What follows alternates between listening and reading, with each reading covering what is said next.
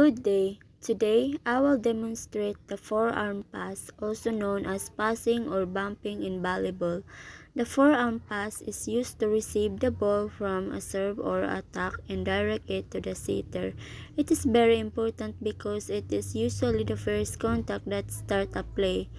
First, let's talk about the ready position.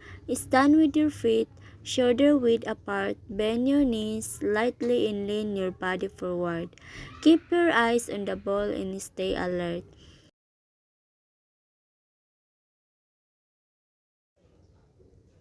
Next is the hand and arm position. Clasp your hands together and keep your thumbs side by side pointing forward. Make sure your arms are straight and your elbows are locked. This creates a flat surface using your forearms. Now let's move to the contact.